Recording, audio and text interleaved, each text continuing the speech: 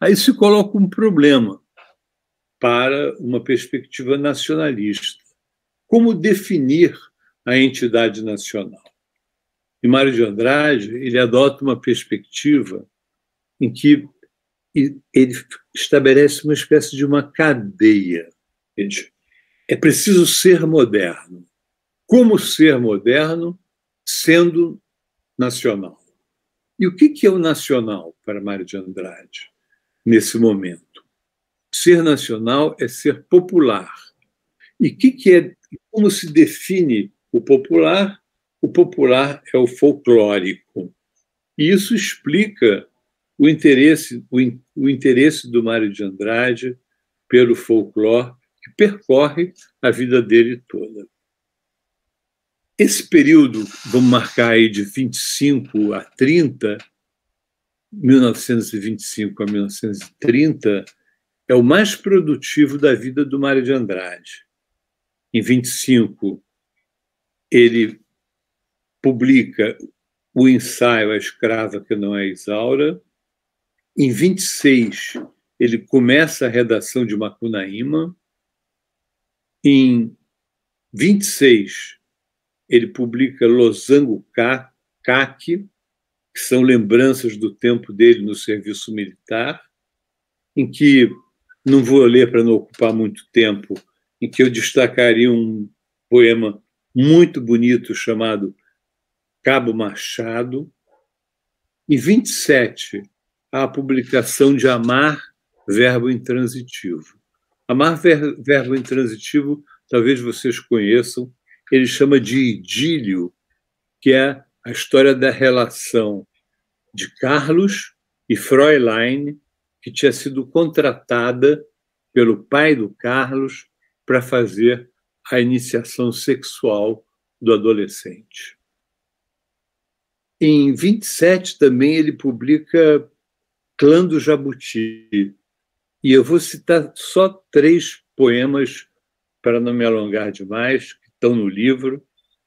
Tem um poema longo, muito importante, chamado Carnaval Carioca, tem o Noturno de Belo Horizonte e tem um poema chamado Descobrimento, que eu vou ler porque ele dá bem uma ideia do que é essa visão nacionalista que aparece a partir de gente nesse livro de poemas chamado Clã do Jabuti. Ele diz,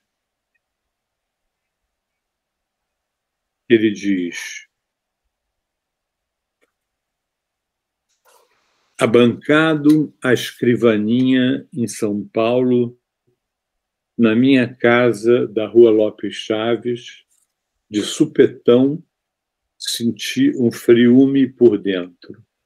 Fiquei trêmulo, muito comovido, com o livro Palerma olhando para mim.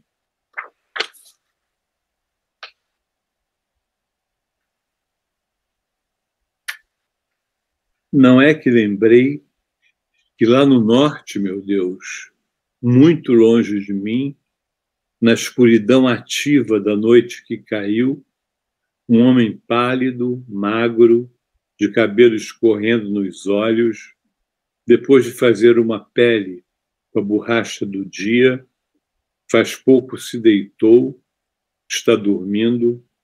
Esse homem é brasileiro que nem eu. E em 28, ele publica Macunaíma e um livro que é um ensaio sobre música brasileira. Todo mundo deve conhecer a história de Macunaíma. Macunaíma ganha a Muiraquitã, um amuleto de Si, mãe do mato, perde essa Muiraquitã, esse amuleto, para Venceslau Pietra e sai em busca de recuperar o Muiraquitã.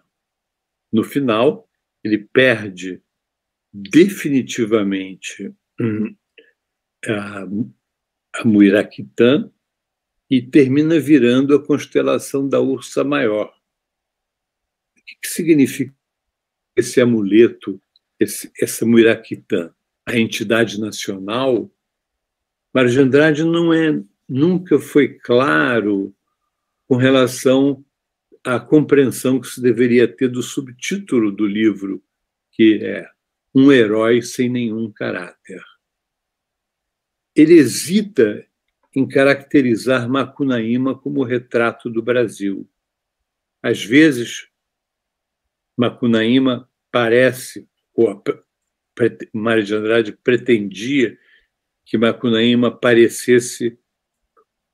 fosse uma indefinição própria dos países novos. Em outros momentos, ele fala de uma falta de caráter no sentido moral. Há uma espécie de retrato em negativo do Brasil.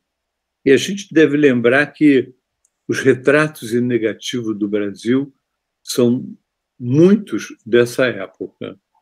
No mesmo ano que o Mário de Andrade publica Macunaíma, um amigo seu, que publica, Paulo Prado, Retrato do Brasil, e é bom que a gente diga de Macunaíma que Macunaíma não termina bem.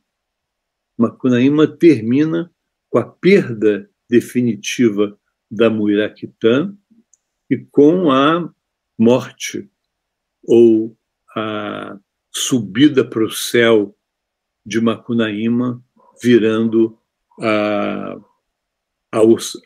constelação da Ursa Maior. Quer dizer, ele não tem uma solução positiva, Macunaíma. Queria lembrar de duas coisas que aparecem no livro. Não sei se você concorda comigo, hein, Miriam? Mas tem duas coisas que estão no livro. Uma é um processo que ele chamou de desgeografização, em que o herói, o Macunaíma, percorre o Brasil de todos os lados, de sul a norte, de leste a oeste, eliminando, superando qualquer diferença entre essas regiões. Então, tem uma desgeografização, é a expressão que ele usa, e tem também um outro procedimento que é usado em Macunaíma, que é a tradicionalização. Queria só lembrar do final de Macunaíma. Macunaíma já morreu, a tribo virara cinzas e tem um homem sentado lá no meio do mato. Aparece um papagaio que senta no ombro desse homem e conta para esse homem a história de Macunaíma que tinha acontecido nos tempos de Dantes, porque ele era o único que sobrara dos tempos de Dantes de Macunaíma. E ele conta para esse homem ali e diz o Mário de Andrade: esse homem sou eu, minha gente. E eu estou aqui para contar para vocês, leitores desse livro, contar a história de Macunaíma. A esse processo, ele dá o nome de tradicionalização, a essa cadeia que se faz por aí. Bom,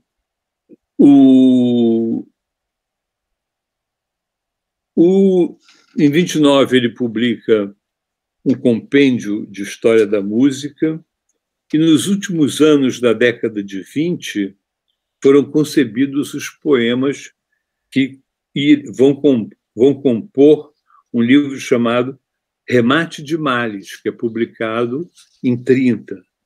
E ele trabalha também num estudo nunca terminado chamado Na Pancada do Ganzá, que é um livro de folclore. Nas anotações para uma gramatiquinha da fala brasileira e as modinhas imperiais. E foi nessa época também que Mário consolida sua direção, sua liderança, na verdade, à frente do movimento modernista. E ele faz isso através, sobretudo, de cartas. Ele é um correspondente, quanto mais. A obra do Mário de Andrade como correspondente é uma coisa monumental.